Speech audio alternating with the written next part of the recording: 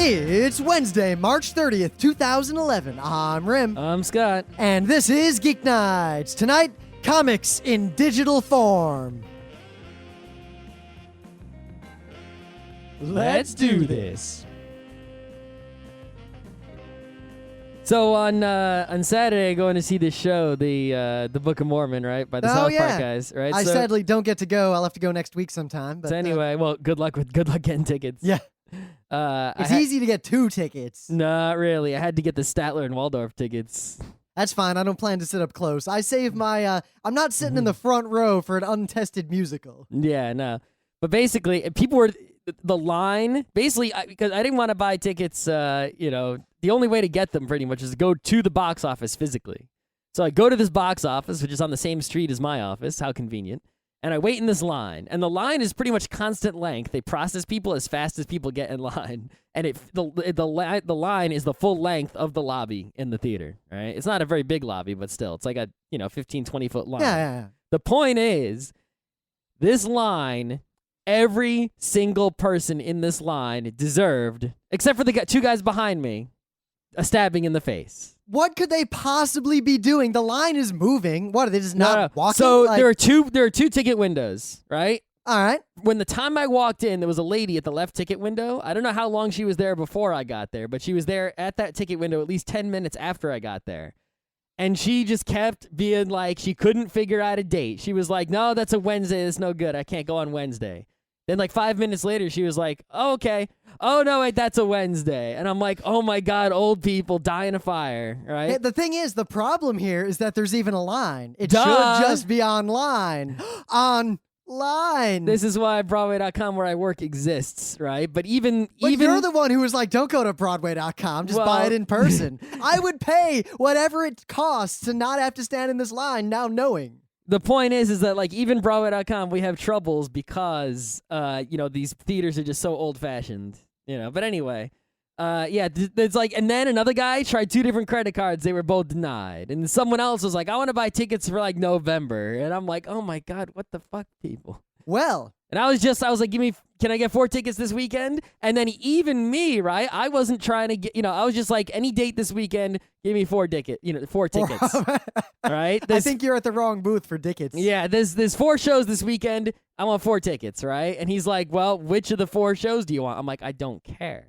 And he's like, well, you have to pick one. And I'm like, you can't just search all 4. It's like, what year is this? 1970, Apparently. Yeah, it's like, it wasn't just the people in line. It was also the box office people. Meanwhile, I think part of the out difference of date. is that Broadway, because people know Broadway, like out in the wide world, there's a lot of tourists. So they will sell out pretty much any popular show. No, it's actually bad for tourists. How do tourists get the tickets?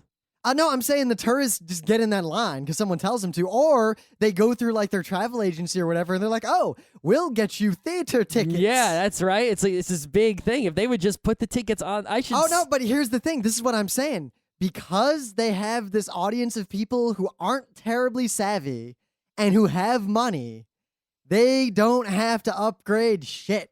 Meanwhile, I think it's just because their theaters are relatively small and centrally located. But then again, right, you think you didn't let me finish, because when I buy tickets to the symphony, not only is the fee basically negligible to order online, but it's not easy to do it in person. Online, not only can I see all the dates, not only can I do crazy complex searches like, I can search multiple days or multiple times or price levels or anything. But once I've finally settled on something and I pick my seats, I can see a view from each individual seat. Yep. Someone needs to make a system. The thing is... No, Scott, but you're not listening to me. There's no incentive to. They make the same money either way. It would cost more to improve it in any way with no benefit to them. That is where you're wrong, right? The fact is that Broadway actually doesn't really make all that much money. Cirque du Soleil makes as much money as all of Broadway multiplied many times. I know that. We've had this discussion before, but I'm Broadway, saying... and the thing is, a lot of Broadway shows, except there's a few shows, right, that basically sell out forever, right, because they're the good shows. They sell out forever because their theaters are small, so right? But all the other shows basically just they got flops all over the place. Fail, close. You know how many shows just closed? At a point recently, there were more closed theaters on Broadway than in a long time. So here's the thing. They're failing... how is online tickets that work going to get more people to go to shows they've never heard of? Because, right, there are people. I would argue the in-person one is better because you got to get tourists who don't even know what they want to see. Have a line that's like, I want to see a Broadway show. Yeah, it's called the TKTS line where the tickets are half price and you have to buy them day of. It exists. Yeah, so that's it. How are they going to make more money? How are they going to sell more seats to crappy shows? Because there's at least some people who don't go simply because it's inconvenient. I don't think so. All those shows that don't sell enough tickets and go out, they would sell at least one more ticket by doing it properly. Scott, one more ticket is not worth any amount of effort. It is definitely. Scott, are you going to put in that much effort for and I don't think $30 to $60 bucks? And I said at least one because obviously I don't have any actual numbers, but I suspect it would be a great Scott, many. I disagree with this for one. The popular shows, meaning shows where people know the name of it who don't know anything about Broadway, probably do sell out most of the time. I mean, I even saw reports of Spider-Man selling out. Well, that's just because, Because it has the proper noun. Yeah. It's like a magic spell. It's kind of like in Hollywood where every ticket to the Garfield movie was sold before they made Garfield. The movie was the least important part of the equation. Yep. But there's no way they'll make enough money to warrant any reinvestment because at its core, the shows are crappy. If they modernize everything, all that means is after maybe an initial rush of people going to the theater who wouldn't otherwise, they'll realize those shows are crappy. And most people just don't care. There's no way that would make money. They're better off. In fact, it would definitely make money. I would make it even more of a pain in the ass to where people want to get tickets to, say, the Book of Mormon, and they can't. But they're already in line, and then I'm like, hey, tell you what. If you want to go to a different show on the same day, I can get you primo tickets at a discount, blah, blah, No, blah. they don't want someone else to go to a different show. No, those people selling the tickets at the booths do that. That's what I would do. I like the tickets line. I would upsell at the tickets line to just sell every goddamn ticket to every show in aggregate. I understand the way the tickets line works, right? Is that the box offices of the individual shows, the day if it's the day of the show and they have a bunch of extra tickets, they physically take those tickets over to TKTS, sell them to TKTS, and then TKTS sells them for half price or whatever. So, Scott, say I'm the guy... It's basically discount, it's like buy a ticket for a show today that no one else wants to see. So, Scott, say I'm the guy in charge of, I don't know, Spider-Man, and Spider-Man sold out, and some family of 4 tourists comes up to my box office and is like, we want to see Spider-Man on this day, and it's sold out. What if Did he go to the Spider-Man box office or the TKTS? Let's say it's the Spider-Man box office. All right, the Spider-Man box office doesn't want any other Broadway show to make any money. But here's the thing. If their shows are already sold out, why don't they make a deal with some crappy show?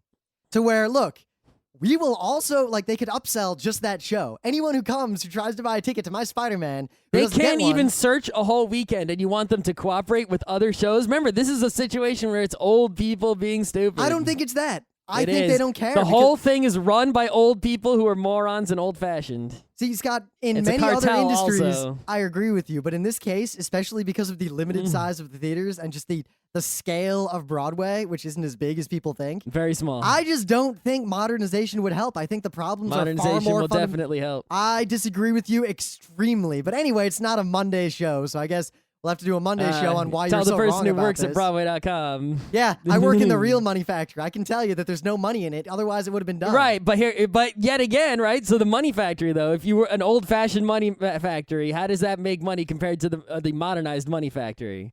Yeah, but modernized money factory is a lot better, isn't it? But Scott, that's because there's underlying money. I don't think there's enough underlying money in theaters that can sell out at such low numbers. I think there definitely is. Because they can't just raise the price or not enough people will go. I mean, the symphony gets away with that. Not that many tickets, but it's like $400 a seat. And the rich people go and it still sells out. So they make a lot more money. If you're going to try to charge $400 a seat for most of the seats for Spider-Man, it's not going to happen. No, you charge less and you have more shows. The symphony only has Scott, a few shows. You realize how hard it is on the actors to do musicals? There's a reason they don't do more shows. It's your job, dude. Scott, that's like saying, yeah, ditch diggers, just dig twice as many ditches. No, it's physical you're labor. digging the same number of ditches per unit time. You're just going on for more years. You know why they don't? Because it stops making money, or the actors get tired of it, or they wear themselves out. Actually, a lot of shows have problems, especially shows I was a fan of back in the day. There's this one, I forget the name of it, but it needed 3 male leads. So it would always only run for short times because even if they had understudies for all of them, so 6 guys who are already the rare male tenors that can do the parts, and it's hard to get, multiple tenors in the same show because there aren't that many in the first place. That's for writing. That's making the show purposely difficult. That's like, No, but come and see the torture chamber Scott, show. my point is this. We stab the actors with spikes and flails. My point is this. You may know about the ticket selling. I don't think you know anything about the rest of Broadway. No. I don't think you know anything about what it takes to put on a show. I know that having stupid old-fashioned box offices means it's not people hurting need them to be substantially. stabbed. You know who it's hurting, Scott? You. The same way that you got mad because you couldn't buy curtains online because you thought, Scott, there's no money in it. No one gives a shit. If there was money in it, it would happen. There's money. There's no money. Then do it. If there's so much money in it. Yeah, the problem is it's a cartel. So there's a cartel on curtains. No, there's a cartel on tickets. Why don't you just if it's so easy, make a modern theater somewhere near Broadway, buy one of those warehouses on the west side. There's a cartel on theaters and tickets. So I'm saying make a new theater. Yeah, where am I supposed to get this money? So what cartel is going to sell me their theater?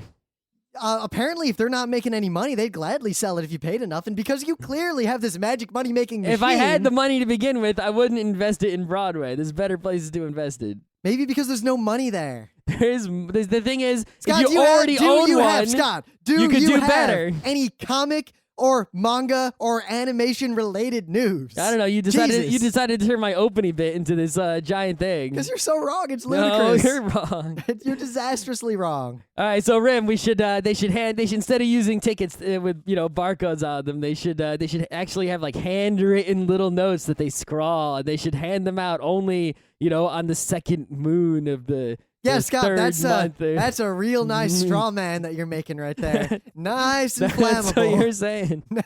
Scott. Because they would sell the same number of tickets. It doesn't matter how old-fashioned they are. But Scott, it took more effort to sell those tickets.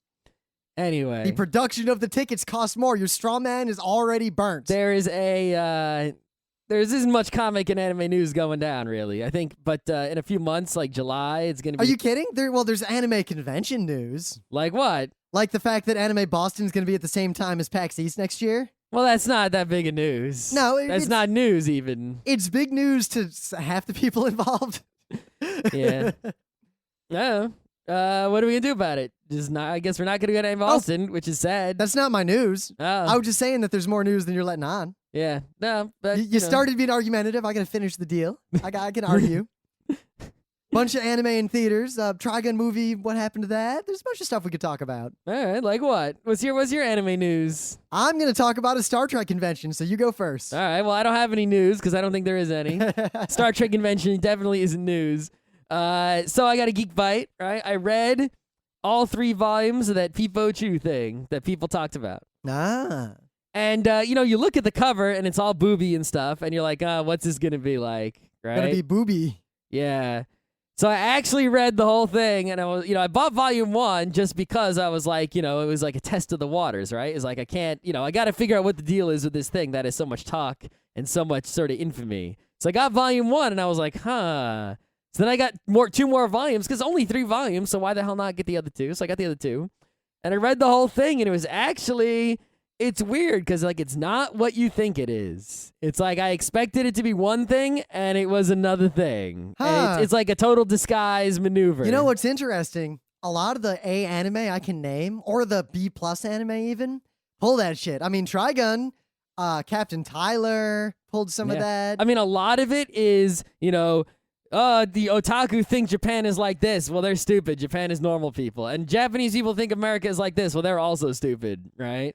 And that was like one of the core messages of the thing. But if you look at it, it's like, it looks like it's going to be a big perverted, thing. But really, it's not that perverted at all. It has perverted parts, but, And it also, the way it goes goes in a very not expected direction at many, many points. So it was totally worth reading.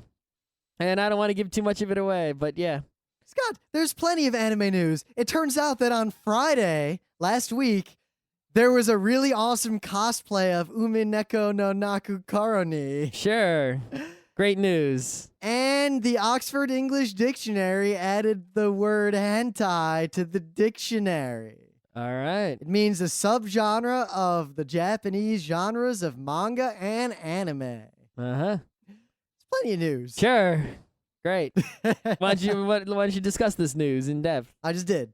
Okay. All right, so a lot of people, anime cons have their pros and cons, and there's the drama in some of them and not and whatever. And for anyone who thinks that anime cons are this height of drama, I just want to remind all of you kids that there are science fiction conventions and Star Trek conventions. And those are the biggest drama there ever is. But they're a different kind of drama. They're like this drama that is, I think anime cons are going to go this road, but in a long, long time. Like, remember when we were at RIT, there was like Animazement and all these like science fiction and such conventions in the area that get like 500 people. They were in a hotel for a weekend. Well, many of them, they're sci-fi conventions all over the country, and they all tend to be run today by the same people who were running them 20, even 30 years ago. Yep. Imagine if 30 years from now, the same people are running... oh, wait, that'd still be awesome. Imagine if 30 years from now, the same people running Otakon today were still running Otakon, and they had no new people join the staff for that entire time. Yep. That'd be a disaster. And this is kind of an interesting thing that I don't think people think about when they think about the drama of conventions. Well, because most of these other conventions, right? The only the conventions that we go to, like the PAXs and the MagFests and some of the anime cons, are actually social party events. The vast majority of these conventions are basically a room full of tables where people sell shit. Scott, you ever been to a sci-fi con? Once or twice. Name them. Name one. They were like, tiny hole in the wall pieces of crap. When? You never went to Animazement with me. No, I never went to Animazement, no. Or not Animazement. I know I keep saying Animazement. Oh, God. I don't even remember the name of it anymore. Kineticon is technically... Astronomicon. No, I never went to that either. That's the one I was talking about. Kineticon technically is part sci-fi convention. Yeah, but it's also part of everything else. It is also, yes. Replace every mention of Animazement. I don't know why I kept saying that. But anyway, actually, sci-fi cons are party cons. They're primarily social. They're not like, you're thinking of comic cons, which are mostly trading conventions, like trading cards or baseball cards, where it is just a bunch of tables. A lot of the sci-fi cons are a bunch of nerds getting together semi in costume and going to room parties and drinking. It's just not as screechy as right, anime cons. Every convention, even the comic cons, right, that are even the worst comic cons, have room parties and drinking. Yeah, and costumes, right. The fact is that there's no socialization at the convention. Yeah, there is. Like, people hang out because they're a hotel convention, so they're drinking. No, but it's not an official. There's no events at the convention itself. Does not have like a rave or a game room and none of the programming of the convention is the social aspect. Obviously, no matter what convention you have, a science, conference or whatever, there's always drinking in the hotel in the lobby. But Scott, you realize for most conventions that just the fact that a bunch of like-minded people are in the same area is the primary draw. But I'm saying we go to the few rare conventions that have content. The convention itself, the content provided by the convention does not include socialization. It may include, some autograph tables and some vendors and maybe some panels. But Scott, at the same time, without the convention itself, the socialization would not occur. The socialization is a direct result of the drawing of these people. I'm just saying it's not a part of the convention. Why not? What if it happens at the convention, in the convention, only to people who bought badges? It's not a sanctioned program of the convention, so it doesn't count. It's a completely different thing. All right. I disagree with you, but anyway. Why do you all disagree today? What did you eat today? Poison? I disagree with you often. I just don't always vocalize my opinions. Yeah. You're being all ornery today. Ornery? I don't think so. I think so. I don't think so. Now you're being ornery. What is a pony who is good at arguing? What does a cutie mark even look like? Picture Rim's face. All right, complainy mane. Rim's face. So, the Riverside Trek Fest is in trouble and is probably going to go bankrupt. All right. And people what state is this? You don't know anything about Star Trek, do you? No, you don't know where Star Captain Trek. James Tiberius Kirk was born, do you? No, I do know that Captain Kirk is the Star Trek captain. So I know anyway, that much. This convention has been going on for a long time. How long? And apparently the only reason... It can't be that long. Star Trek's only a few decades old. That's a long time. It hasn't been going since the 50s. No, it hasn't. There you go. Okay. Anyway, so the only reason this convention has been going anyway, because it doesn't make money, is because the city gives it a whole bunch of money from this fund that it has to put on events that are useful to the community from the local hotel casino. Oh, hotel casino. I thought what state is this? The casinos are legal. Well, maybe you should look up where James Tiberius Kirk was born. I think you don't know, and that's why you're not saying.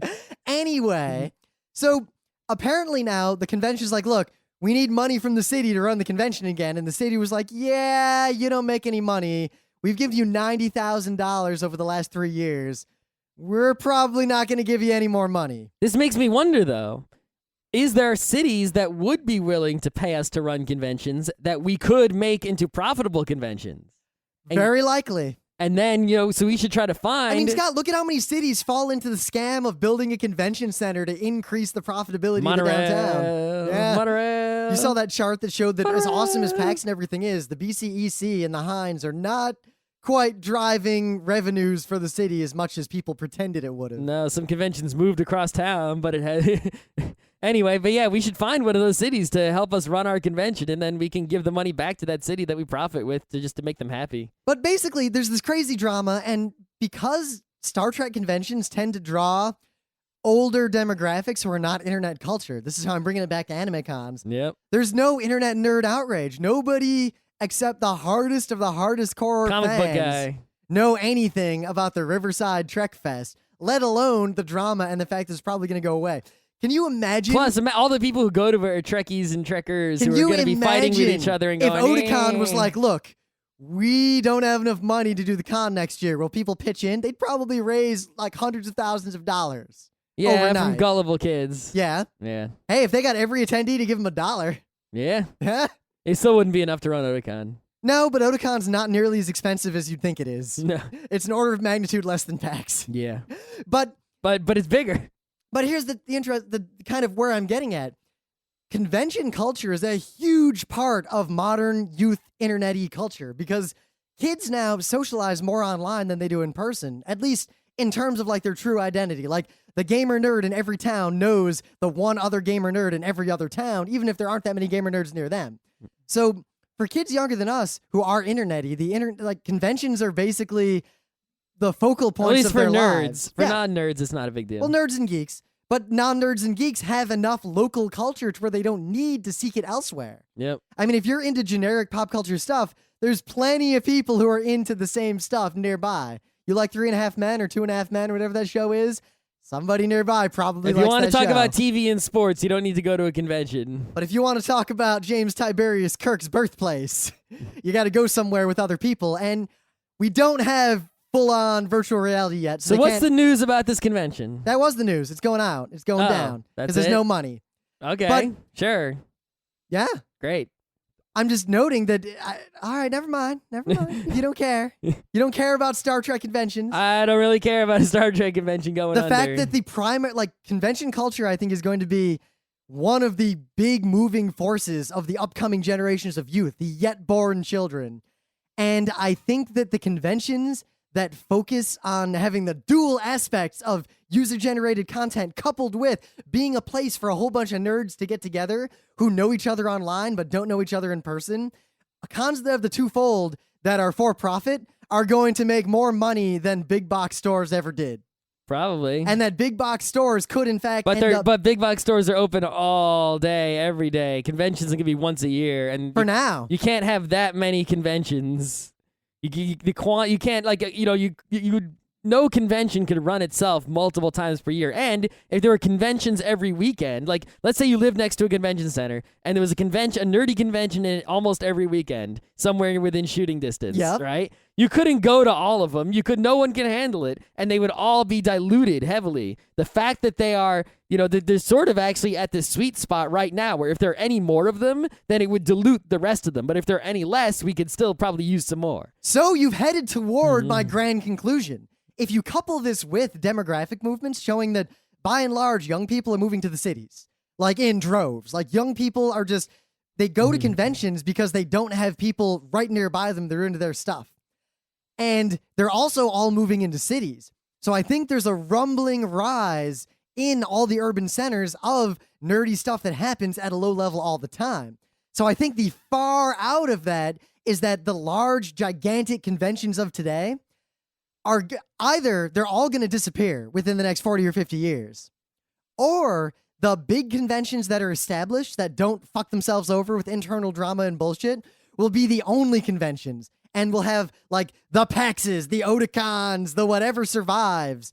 And everything else is just going to be like our nerd nights where there's just constant nerdery everywhere. But only in the cities. I don't know. I think that the conventions scene will pretty much, stay the same. Conventions will come and go, but the numbers, sizes, and geographic locations of them will just sort of correct to the market. And, I don't think it's going to be... Well, it will correct to the market. I'm saying the market's going to change rapidly in the next 30, 40 years. Well, I mean, yeah, okay. Everything in the whole universe will change in 30, 40 years. It's like, come on.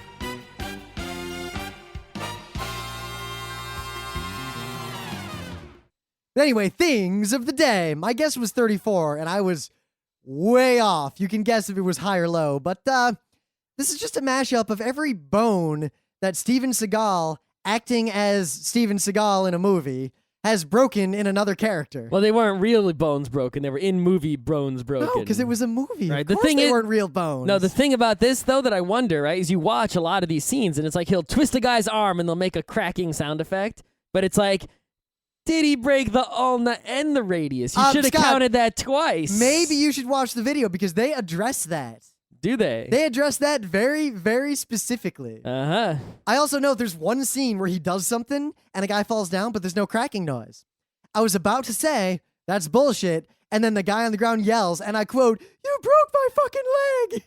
But you don't, just because maybe his leg just really hurts. I think he broke his leg. I don't know. Like, I've seen people, like, stub their toe. They're like, I broke my toe. It's like you stub your toe, you're a wuss. It was pretty much broken in this case. How could you tell? It was a movie. It definitely wasn't broken. In the movie universe, it definitely was broken. Yeah, maybe. To quote, keep in mind, you're Gandalf girthing these broken bones. Though there are multiple bones in the forearm, lower leg, neck, and hand, each break in those areas will only be counted once. Uh-huh. Okay? Well, what if Internet nitpickers? Well, what about this? I watched the video. Most of it is like him twisting and hitting and, kicking, right? What about when he shoots somebody? Now, if you shoot someone in the head, is that not breaking the skull bone? You could argue that, but What about if I shoot someone wearing body armor with a powerful enough weapon, it would break their ribs? Why in the How many ribs got broken? Scott, why in the ever-living fuck would Steven Seagal ever shoot someone? His fist is clearly more powerful. He shoots people. I've seen it in movies. He doesn't really shoot people. This is only when he breaks bones with manual action. No propellants. Yeah, the real person, Steven Seagal, is a peaceful man. But now, in if movies, he is multiple bones on the same person disparately. Like there's one guy where he breaks one knee, then the other knee, elbow, then the other elbow, and a couple of ribs. All those counted. Uh-huh. Anyway, so it's March. Well, it's almost April, and it's still fucking cold. Fuck, anyway. It was nice today. March in the United States, for people who don't know, means March Madness, which nerds also don't know. It's basically when the college basketball has a tournament. Now, I'm a sports fan, but not so much a basketball fan. I think basketball... I'm a huge fan of the last 40 seconds of any basketball match. Yeah, basketball is not my favorite sport. I think it has many problems. It shares many with soccer. But anyway... Basketball, better or worse than soccer? Equal. All right, basketball, better or worse than curling? Equal. I think curling is probably a better sport, but it's not fun to watch. It's not fun to watch. Like basketball's a little more fun. It is more fun to watch if you know what's going on. Maybe. I mean, football sucks if you don't know what's going on. While the sport of basketball may suck, the NCAA basketball tournament is actually a thing of beauty because it is a single elimination tournament with many, many entrants. Now, and it is quite often awesome how severe underdogs make it very close to the end or even win. The NCAA tournament and the Stanley Cup are my two favorite sports tournaments. Yes, it is an excellent tournament for a bad sport. Anyway, somebody who comicmix.com created a webcomics March Madness tournament. Which webcomic is the best? Single elimination voting. Ooh, let's go. I thought that would be easy. I was like, Penny Arcade XKC. Penny Arcade made it, but it lost to Kawaii Knot. What the hell is that? I don't know. That was in the second. So if it would have, Kawaii Knot went to the Final Four. So if Penny Arcade had won, it would have gone to the Final Four. The Final Four are... Wait, so when was this going on? How are they doing it? Because they finished it just now. Because clearly None of us knew about it. No, it just finished. This is why something I've never heard of could win. Right, so Kawaii Knot was against Gronk, which is Katie Cook's comic, and they were up against the other two in the Final Four were Earthworld versus Questionable Content. Really? Questionable content's not that funny anymore. Yeah. And Earthworld's okay. I think it was just, the demographics of the people. That's what I'm saying. I'm saying that this on was the a comic- heavily skewed It tournament. was skewed to the demographics of the readers of comicmix.com. Of course. That would be the same as if I was like, all right, let's have a video game character mashup. Who's better, Mario or Sonic? And I'm only going to tell people on the Sega forums to vote. Yeah, well, this whatever. But the point is Okay, Kawaii Knot's not funny. I'm sorry. have you read it? I'm reading it right now. It's okay. You know what? Kawaii Knot. How many have you read? You only learned about the webcomic less than a minute I've read ago. like 10. Okay. 11. They're cute, but you know what they are? They're Threadless Shirt, the comic. Oh, all right. I never read Actually, I like it, but it's not better than Penny Arcade or XKCD. it. Yeah, I don't know. Is XKCD even on here? Yes, it is. XKCD made it and also lost to Kawaii Knot very early on. Scott, read Kawaii Knot. It is Threadless, the comic. Every one of them is just a Threadless shirt. Anyway, the point is that you should, go check out this little tournament. It's kind of fun, even though we may disagree with the results. Okay, this one's pretty funny. It's Humble Pie. Yep. I'm not the most important mathematical constant. And the final battle is Earthworld versus Gronk. And the current I'm voting for Gronk. Earthworld is winning 61% to 39%. Why is Earthworld the winner? I call bullshit on that tournament. Anyway. I call absolute bullshit. Earthworld. Oh, actually, this Kawaii Knot is cute. It is cute. I like it, but it's not better than XKCD. This birdcage. I like. Yeah. Yeah, it's not better than XACD, but I do like it. Yay, ice cream. Yeah, but you see what I mean? It's like Threadless made a comic. Yep. But only cute. Yeah. Oh, that milk one's good. Okay. Jawbreaker. Okay. I'm more of a thread. All right, after having just read a whole bunch of Kawaii Knot, and while I call bullshit on the tournament, Kawaii Knot's an okay comic. Oh, man, did you read the Yahtzee one? Yes, I did.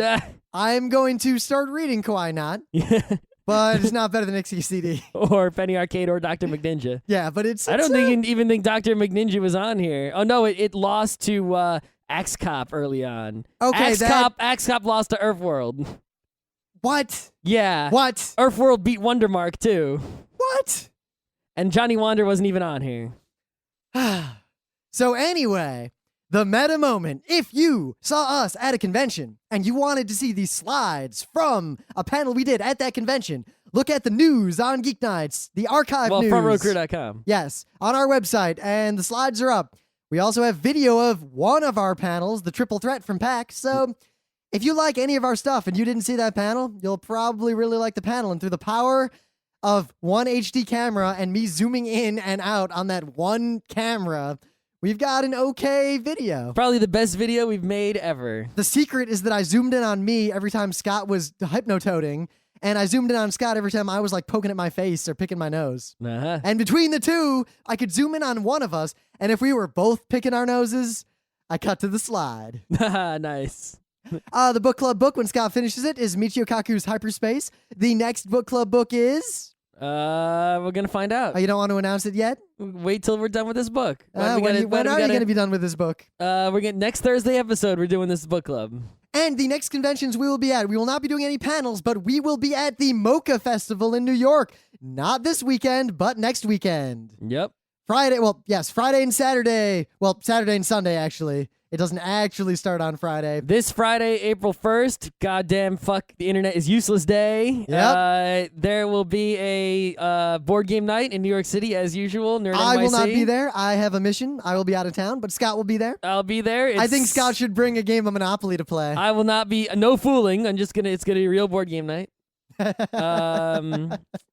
And we will be at Anime Boston in April doing a whole bunch of panels and hanging out and doing stuff. And then we'll have a nice break until Kineticon and such. Yep, Kineticon, the other PAX, maybe Otakon. I'm actually really looking forward to Anime Boston. I'm really looking forward to Anime Boston too. One, get to hang out with Mike Toole and Gerald and Daryl and all my AnimeCon friends. If they go. Two, I get to eat the real goddamn food of Boston on Newbury Street instead of the non-existent food by the BCEC. I'm going to the secret breakfast every time. Oh my god, the secret breakfast. Oh my God, I want that food right now. Hunger. Those are the best French toasts I've ever had. I don't know if ever, but that was one of the best French toasts All right, I've you know had what? I'm gonna in say a long time. definitely in the top 3 because I don't want to commit. Absolutely top 3. I got to think back to make sure. There were pancakes I had that were definitely better. And you know what? I kind of want to go to Otakon, actually. I'm feeling anime cons again after Zenkai Con. Yeah, you know, that's up to Otakon. Yeah, it's 100% up to Otakon. We submitted all our panels, so not calling them out. I'm just not saying. going to pay for a badge, and I really don't want to wait in line. But I'll even wait in the line. I'm just saying, if we don't appear at Otakon, it has nothing to do with us not wishing to appear at Otakon. Yeah, I would go. But I think what it is every If year... it wasn't too much of a pain in the ass. I forget what conventions are like through the cold and horrid winter. And then we go to Zenkai Con, and suddenly I remember that, you know what? I'm not here for me. I'm here for all those kids who came to the Beyond Naruto panel and walked out of that room thinking Hokuto Zankai Ken. That's right. That's why we do this. We do it. So, Scott, do you read any of the comics that you read digitally? Yeah. Which ones? Penny Arcade, ha. Dr. McNinja, all those. So I guess digital comic distribution works just fine on the internet. It sure does. I mean, granted, people pirate Penny Arcade occasionally. How could you pirate Penny Arcade? I mean, I've read it through unauthorized distribution channels in the past. I'm sure they're so worried. They're coming after you. Obviously, we're not going to talk about webcomics, other than the fact that... Well, I don't know. How could you not talk about webcomics? Well, what do webcomics do? I think people who do webcomics do it primarily for the love of it, and would do it even if it wasn't profitable. So as a result... Some of them. Yeah, some of them. Most of them, I think. Most of the good ones. So as a result, they do it, and they don't worry so much about making money off of it. And if they do make money, that's great. I actually think it's weird, though. There are a significant number. It's obviously not a majority by any stretch, right? But there are a significant number of the really good webcomics, right, are either are done by people who do it for a living because their comic became popular and then they made money. They make their living from merch and such, or people who are really good artists who make money by doing art, in other ways, and they happen to also do a webcomic that may make supplemental or a significant portion of the income. See, now in that case, it's much like, not to name names, but for example, we just talked about this tournament, right? The runner-up was Gronk by Katie Cook. Katie Cook makes her money doing arts. I don't think Gronk specifically makes her that much money, but, she makes her money as an artist, drawing like trading cards and all sorts of stuff. So... Yep. But I guess it's that if you are an artist doing something, you can have a community around yourself and use the webcomic that you do as a focal point for that community. It kind of keeps everyone who discovered you at some point and is a fan of your work in a holding pattern around you. So whenever you do something new, you have this guaranteed audience ready to go. Well, take, for example, our friend, the author of Dr. McNinja, right? He is now writing Deadpool, which is totally the right move. Yeah. Right? So it's like, hey, look at that. Or look at Brian Clevenger. He learned the business making 8-bit theater. He made 8-bit theater, and now he's doing Atomic Robo. Yeah, which is fucking awesome. You can't go wrong. But yeah, I want to talk about, digital comics themselves are sort of getting a resurgence now. I mean, we could talk about the same stuff we always talk about with the piracy and the DRM and the copyright and the companies don't want to go digital. They're so hesitant, and it's like you think it's a new thing, but really digital has been around for like over a decade. It's already like they're already too late, yada, yada, yada. Well, what I would propose that we do is remember the last 15 years of arguing about software piracy and then music piracy and then movie piracy. Just pretend we said all of those things about digital comics. Right. The only thing to add to that argument, right, about digital comics is that we already sort of talked about it a minute ago, is that, while people sort of have questionable business models for the other mediums, there is a business model for digital comics. It's webcomics. It exists. Yep. Right? And if you don't do it, then what are you going to do? Of course, you do have to look at how webcomics that do make money. And it's always either, like we said, they make money from alternate revenue streams that aren't even directly related to the comic. Well, it's the same way merch. A musician can make money from concerts as opposed to selling albums. Yeah.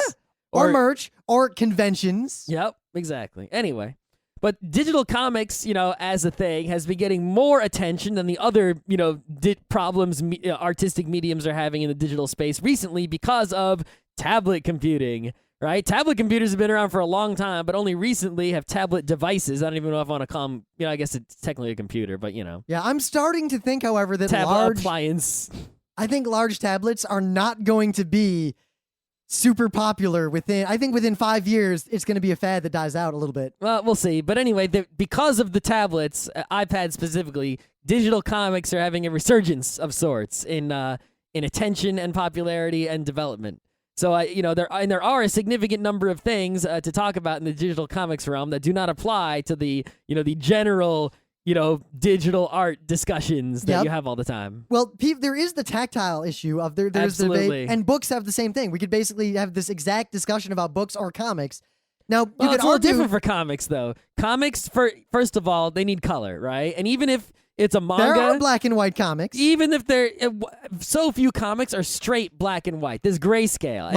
And even if it's grayscale, you need higher resolution, right? I mean, I've seen some manga that looks pretty good in a Kindle or a Nook or whatever, but really you need, it's so much better on an iPad. It looks, you can't be reading it on, I would not, reading a manga on a Kindle would not be acceptable for me, I don't think. It just wouldn't be good enough. Well, it depends. We're not quite there with the screen technology on the Kindle yet. I mean, it's like, it's sort of this same argument as like the bit rates of MP3s, but it's like... But Scott, technology solved that. I mean, eventually we got to the point to where I can encode all my music in, 356, whatever, like maximum MP3. Yeah, but it's like there is a bit... space. While, I'll listen to 128-bit MP3, that's just fine. But there is a point at which it's like the bit rate is so low, it's like unlistenable.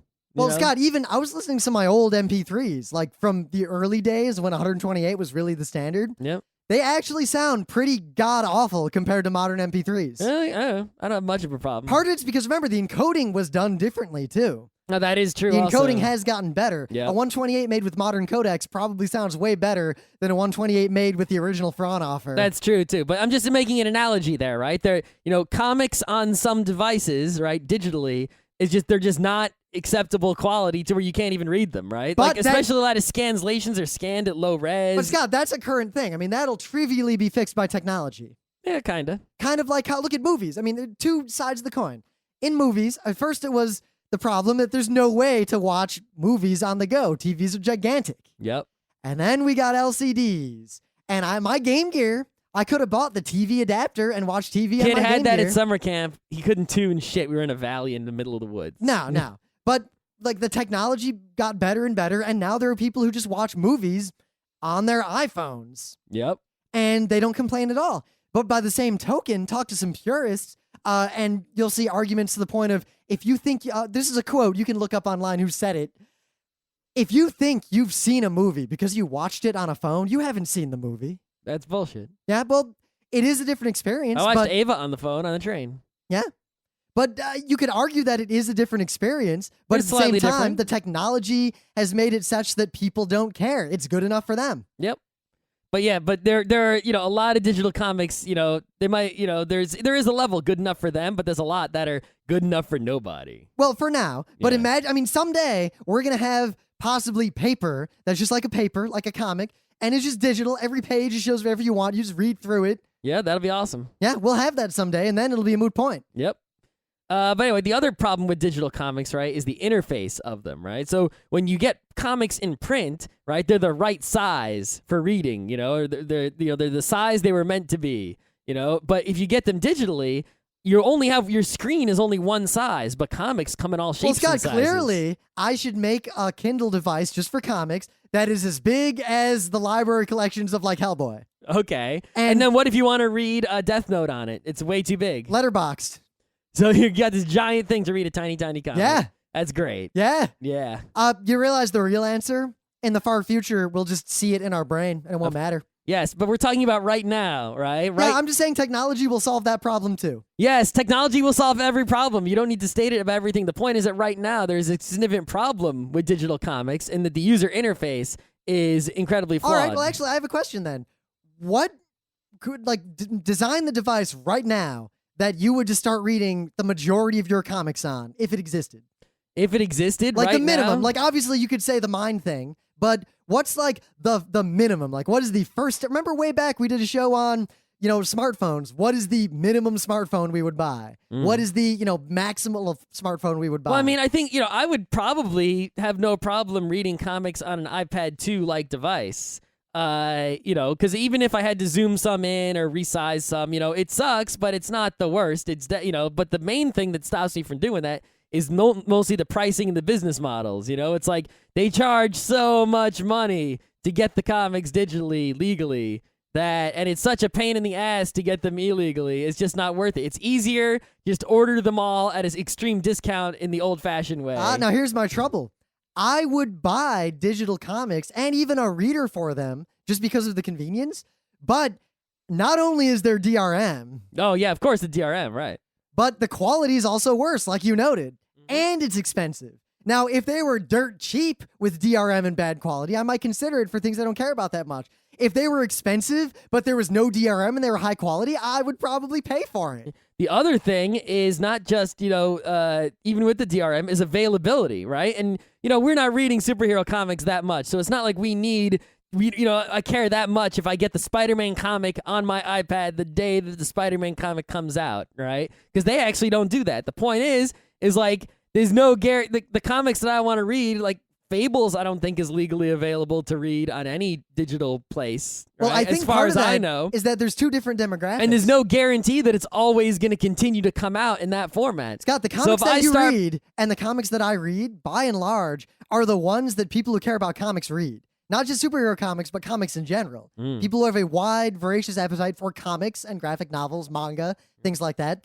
Those are the people for whom the quality does matter and for whom they probably have some sentimental or personal reasons for wanting to own the physical volumes, for the art, for display. There's all this other stuff to where not enough of them would settle for the inferior digital versions to make it worthwhile to pursue.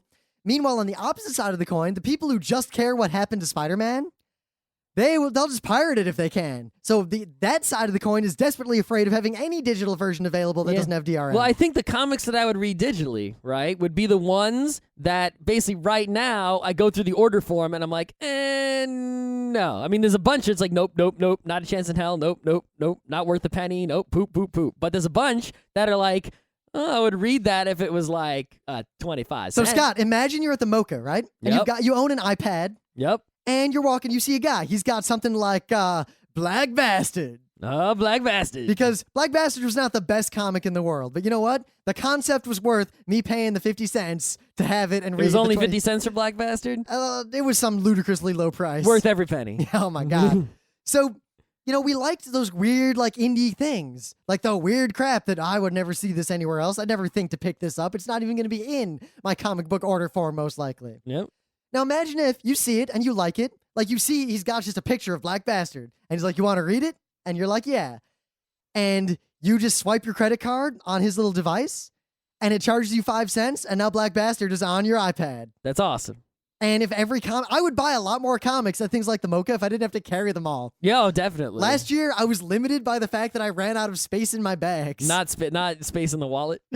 Wallet is not the issue because they're like 50 cents half of those things. Yeah, right? It's great. But but then again, comics like that are almost the comics that could be a webcomic.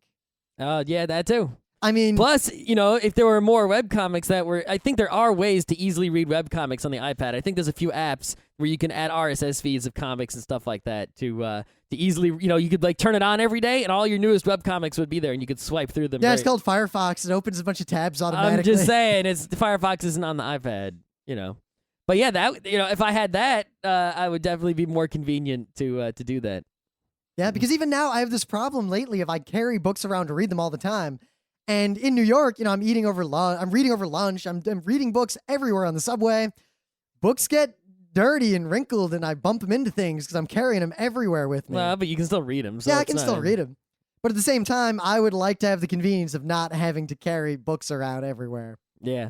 I'm actually real close to buying a Kindle or a Nook just because I don't want to carry physical books anymore. They're so DRM, though. I know. You know what I've been doing? I've been using my the iBooks on the iPhone. And you think, that's DRM too. But you know what? I don't buy any iBooks. The iBooks app is actually, You can have it read. It can read text files and PDFs. So I go to Project Gutenberg. I get a text file or a PDF, and I can just read on my phone, and it's actually incredibly readable. Oh yeah, I've been using that too on my Palm Pre running WebOS. If you got a new phone that's proper, then you could do the same thing. I'm getting a new phone. Yeah, and I probably will. Yep. I don't know. I feel like this is good. Digital comic distribution is going to explode on, let's say, within 5 years. Well, I think less. well, I mean, if you count web comics, I think digital comics has exploded. I think the problem here, right, is that you basically have there's comic readers are segregated into all these different. Wait! I'm gonna go back to my Star Trek thing that no one cares about. All right. So, the Star Trek convention, there's no outrage, and it's kind of like there's two separate worlds of conventions. The gigantic modern conventions run by youth who know about technology, and the old school conventions run by old school people who didn't keep up with the times. Yep. The comic industry, the superhero comic industry, makes all its money on the people who haven't kept up with the times. And those people are extremely averse, even if the digital things are perfected. They're like, nope, gotta have paper. I'm an old-fashioned guy. By catering to those people, they also alienate new people who would probably love their superhero comics. Yes, and they're afraid of, this is a lot of pretty much every business has this problem, and I guess this is sort of the thing we were supposed to skip, we said we were skipping, right, is that every business that could move digital, newspapers, comics, right, is there simultaneously, they want to move, because that's the way to go, but they'll cannibalize the existing old business by making the move to full-on digital. But so they dip their toe in the digital. But dipping your toe doesn't work. You can't swim if only your toe's in the water. You can only swim if your whole body's in the water, right? There's a chance you may drown, right? But you can't get wet with only dipping the toe. So they say, oh, digital failed. Actually, Scott, you by definition get wet if you dip your toe. You won't get enough wet. But you do get wet. You don't get wet enough. I'm just saying. You don't get wet enough, right, to actually get anywhere, right? So everyone is dipping their toe in the digital world, right? As a result, they're not swimming anywhere, so they declare digital a failure. And so they do digital stuff, and they don't do it full on, so they abandon it. And right? meanwhile, Gabe and Tycho and all the webcomic artists. If I was Marvel, you know what I would do? I would have the biggest balls in the world. I would take, right, they have these Marvel and DC both. They've got, the big ones, Spider-Man, Batman, Superman, X-Men, Avengers, right? I would keep those going for at least a little while. Yeah.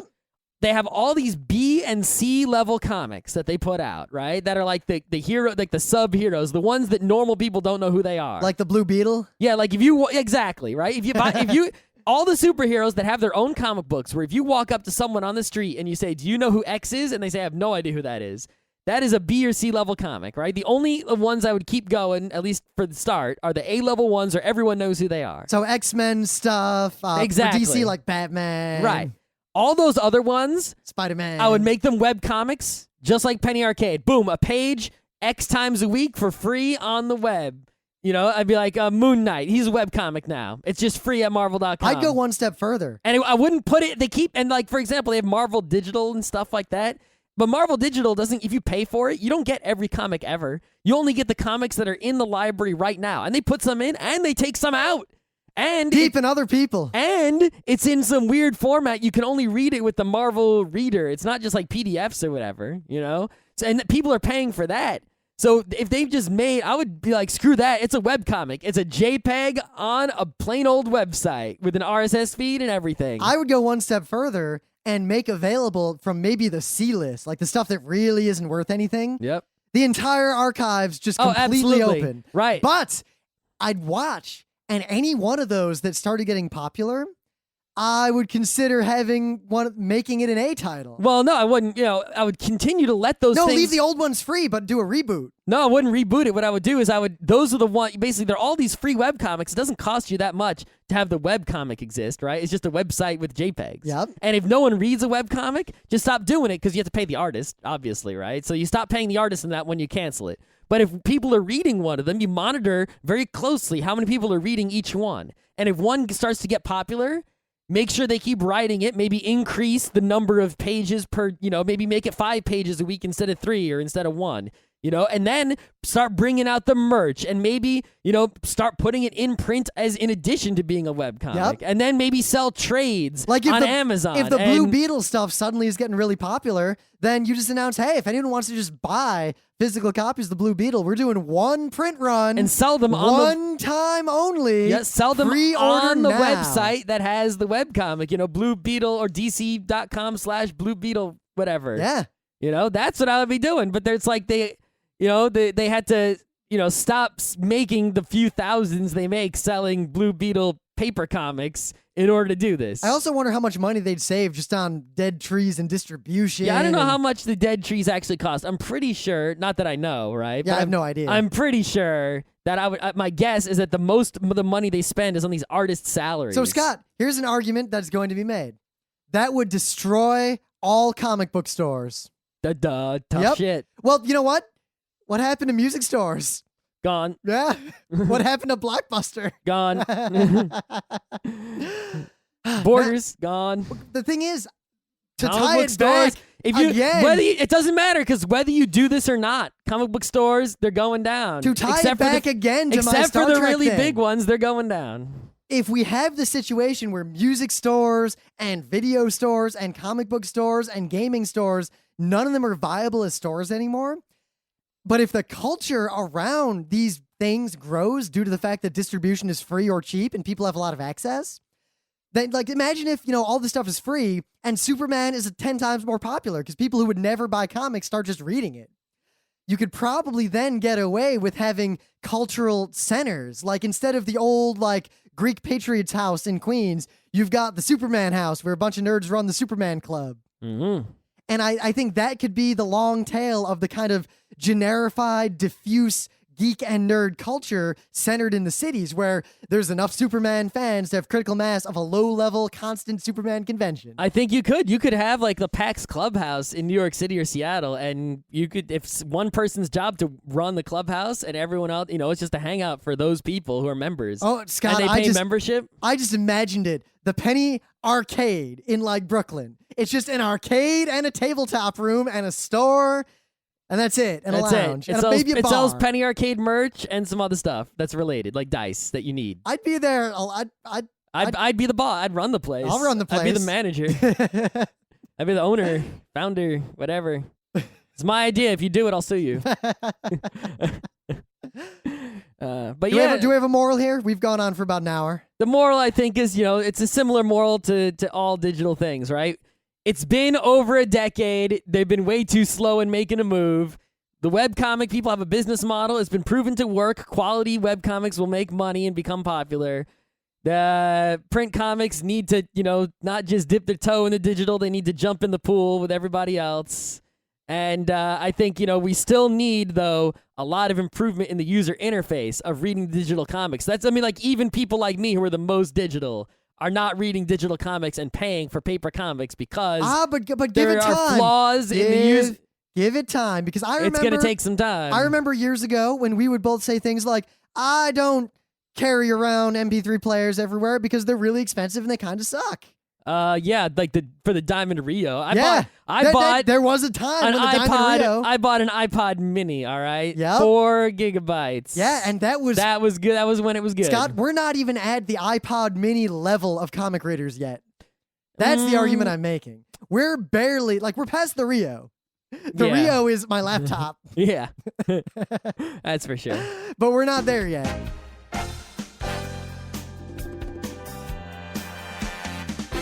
This has been Geeknights with Rim and Scott. Special thanks to DJ Pretzel for the opening music, Kat Lee for web design, and Brando K for the logos. Be sure to visit our website at frontrowcrew.com for show notes, discussion, news, and more. Remember, Geeknights is not one, but 4 different shows. Sci-Tech Mondays, Gaming Tuesdays, Anime Comic Wednesdays, and Indiscriminate Thursdays. Geeknights is distributed under a Creative Commons Attribution 3.0 license.